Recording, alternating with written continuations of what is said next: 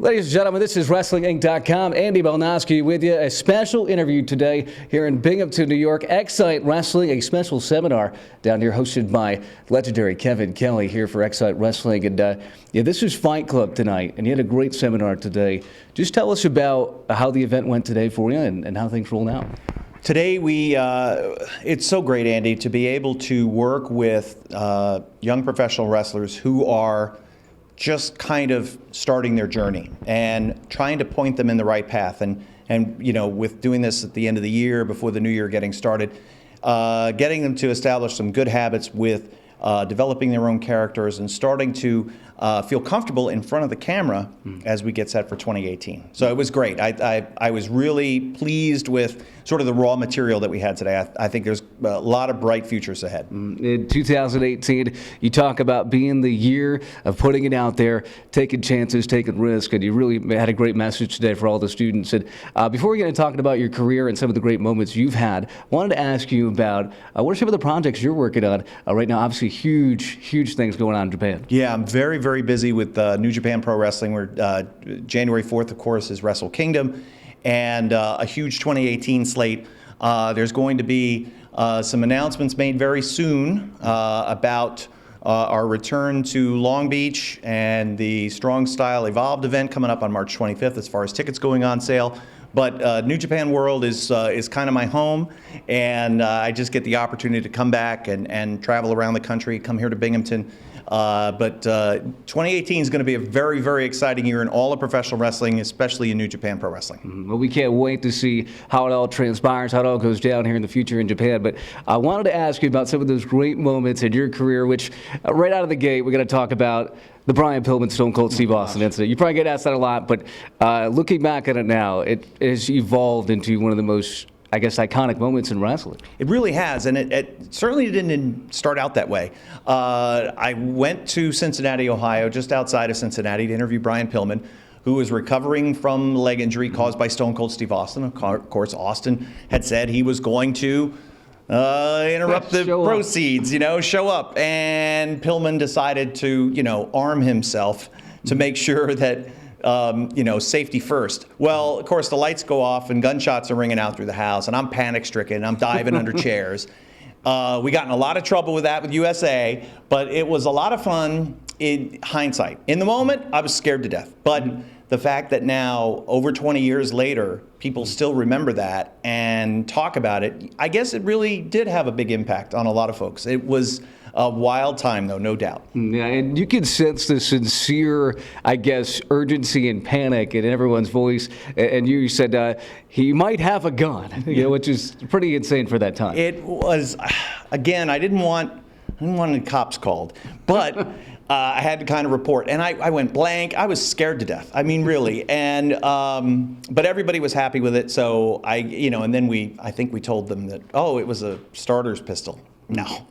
It was a little something different. Yeah, but, you could start and finish with the weapon that he had. Yeah. But again, I think about Brian all the time, and just some of those moments that we had. I had a lot of great memories though when I was with WWF. I was there for 7 years. I was there from 1996 to 2003. So all throughout sort of the genesis of what they call the Attitude Era, I was there. I got to be a big part of it. And you mentioned that era, such an era that really transformed the industry to this very day. Obviously, more of a G-rated era now for them, PG and things like that. But when you look back on that time now and you had those experiences, it probably wasn't too hard going to work because it was just like something new every day. It was, and it was just a great collaborative atmosphere with a lot of really creative folks. Whereas today now, WWE is much more corporate and structured, and but there it was sort of, kind of catch as catch can, and we all had the ability to contribute and be a part of something that was new, edgy, groundbreaking, from the folks in the TV studio in Stamford to the creative team to Vince McMahon himself. It was all hands on deck, and there was no bad ideas. We were going to war, man, because WCW was trying to put WWF out of business. And we knew that we had to fight and do everything that we could to save the company, because that was all of our jobs. So that's how we went to work every day. Let's go in, let's be as creative as we possibly can, let's have as much fun as we can. And the proof just wound up being just the hottest time in professional wrestling history up until now. Yeah, no doubt about it, Kevin. And this has to be asked as well. Does the name Hermie ring a bell? Yeah, it's, again, we just got done with Christmas, right? So you see Rudolph the Red-Nosed Reindeer, and you see Hermie there, who didn't want to be an elf, he wanted to be a dentist. Now, The Rock called me Hermie, not because I reminded him of an elf, but because he thought, well, anyway. Yeah. That's one of those things that's it's like the Pillman thing. My interaction with The Rock, just, it's iconic moments, and and now I see, he's making about $20 million a picture. I helped get him over. That's what I'm saying. Come on, listen. It was because of me. Because you were doing the same job I was, right? Yeah. And I went into every interview with The Rock. We were friends. We knew each other before he started, because I was friends with his father in Florida, and we both sort of came up together. And I was there from his first match in WWF on to the heights of becoming the champion and everything that he's done. So it's just so fun to be remembered like that. And now, like my kids who were not alive when that was going on, I go back and I show them like YouTube clips. Hey, here's what Dad did. Wait, that's Dwayne Johnson? I'm like, yeah, it's my pal. He's my guy. That's right. He is my guy. He did go to the University of Miami. So I'm sorry about that. Of course, being a Florida State guy, we had a hard time finding Dwayne Johnson clips doing anything good against Florida State. We really had to comb the archives. But I think he's done okay for himself. I always said that I could get him back booked at a flea market north of Tampa, where I first met him. I said, listen, if it's not working out, Rock, I can get you and I both booked at that flea market again. He said, please give me that number just in case. I think he did all right. Just in case. We're gonna meet up at that flea market, just never know. Old time's sake, right. But Kevin, one of the things that I think people almost, not that they forget about it, but it's almost in the back of their minds, is that Bite This was almost the original podcast form in many ways.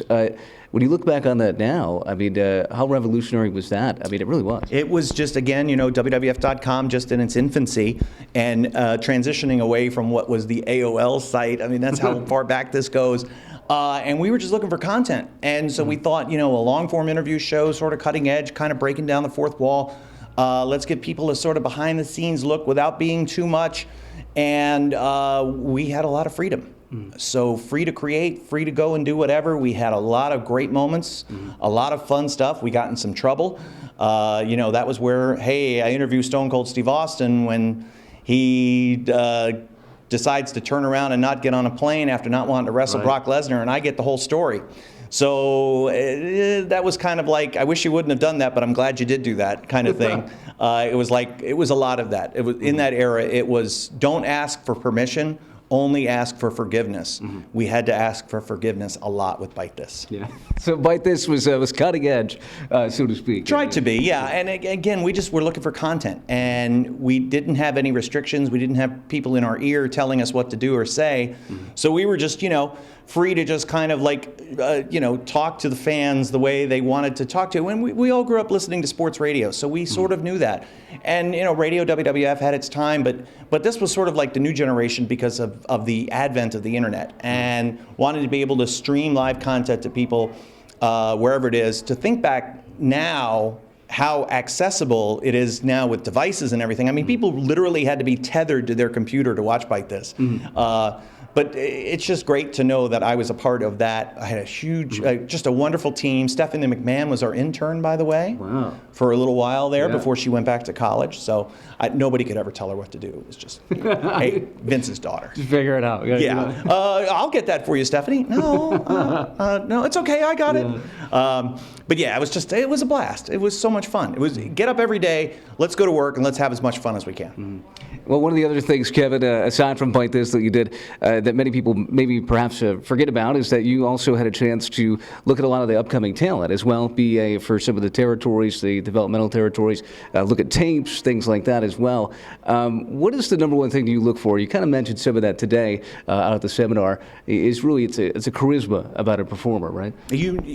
To me, it was never about wrestling skill. because wrestling skill is something that can be learned. And I think people nowadays, there's a lot of emphasis that's put on wrestling skill. Let's face it, that's what's on the marquee. That's what people want to see.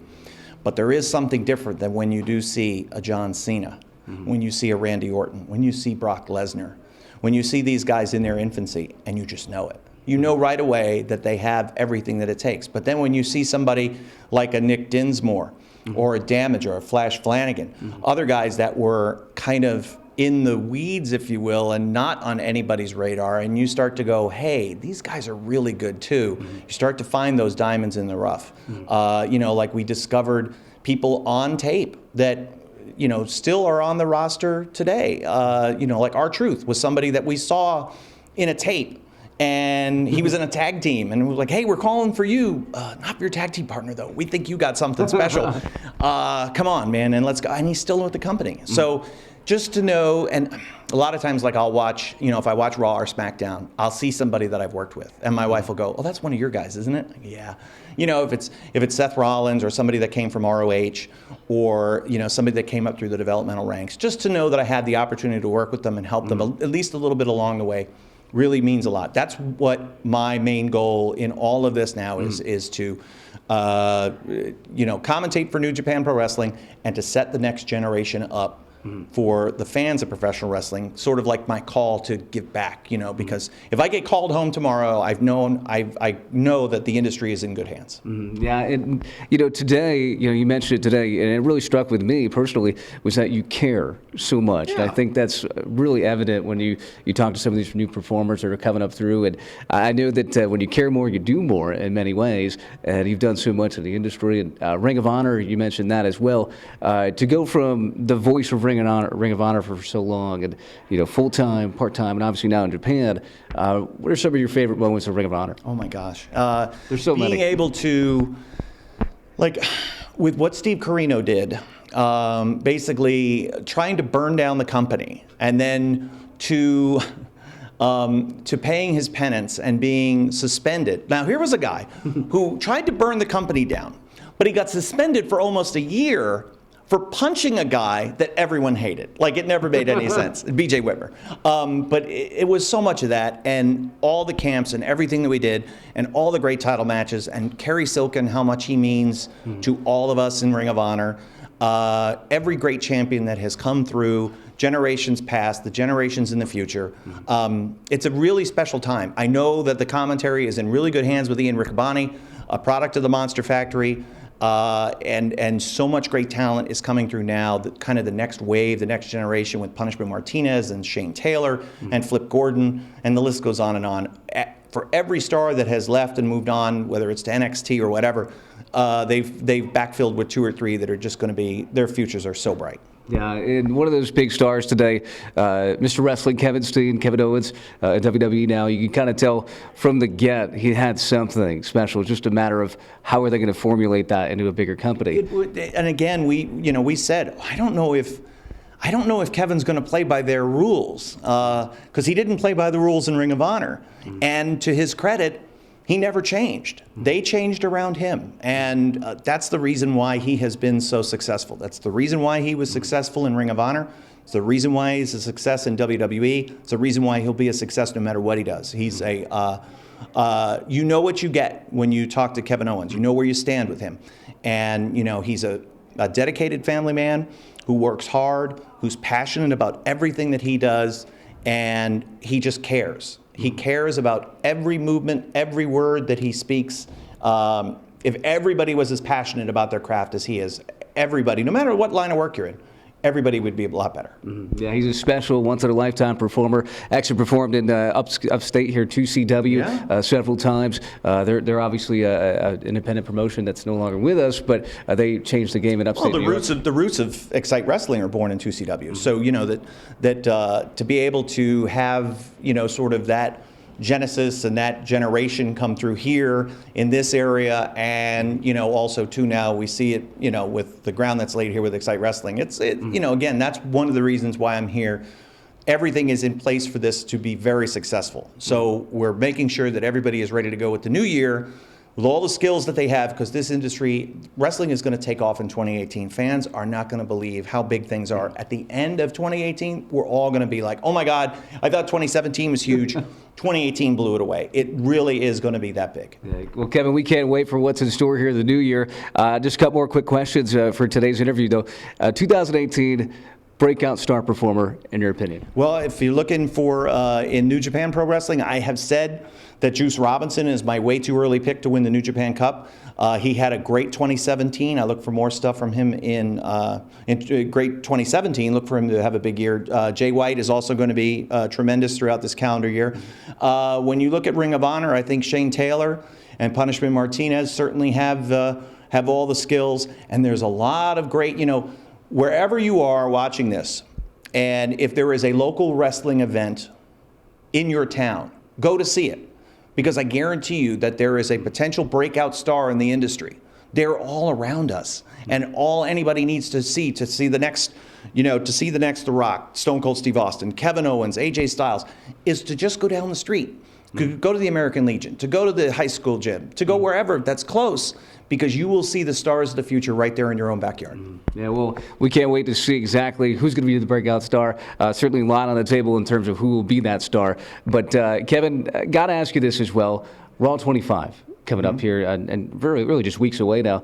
25 years of great moments as well. What are some of your favorite moments looking back and just being a part of this journey, so to speak, of how long it's been? You kind of look at the events in the Manhattan Center in the early days, from Bobby Heenan's last broadcast to 1-2-3 Kids upset of Razor Ramon, all the way through to, I used to live in Pennsylvania, and they used to have events at Bushkill right there down the street from me. Again, through the Attitude Era and, the Raw is War and everything that they've done, so many moments. I don't think that, when you look at in the television landscape, I can't think of too many other shows other than The Simpsons that has had an impact on American society quite like Raw has had over the last quarter century.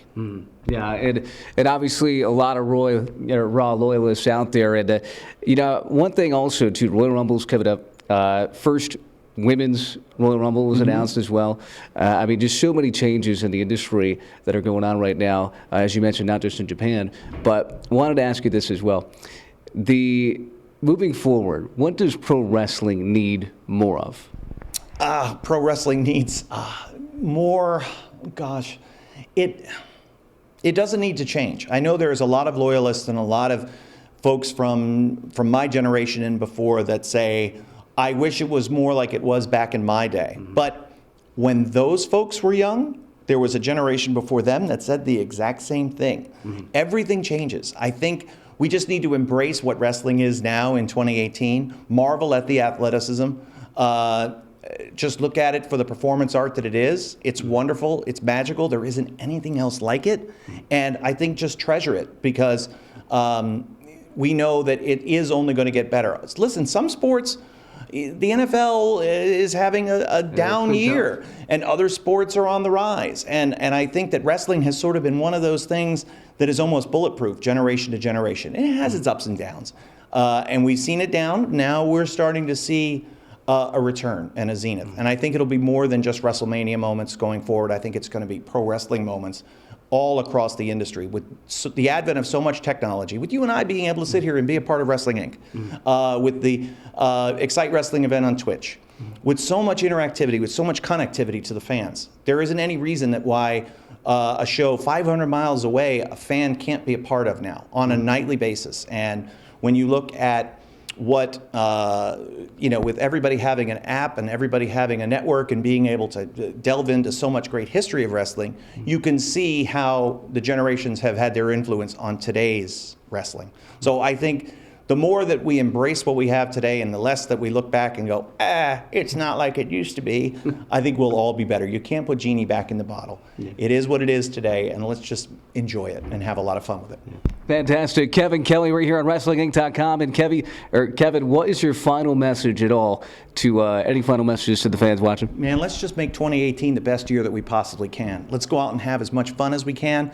Let's make everybody around us better. To everybody within the wrestling industry, I just want to wish everybody a happy new year, health, safety, save your money, and every other lesson that I've ever, and for everybody that's ever attended one of my camps, send me promos, damn it. I never get enough promos in my inbox. It always makes me upset. Send them your promos stat. That's yes, right? That's it. That's the message. Well, thanks again, Kevin Kelly. Thanks for talking with us here on WrestlingInc.com. Longtime announcer, WWE Ring of Honor, and of course, in Japan. We're out for now.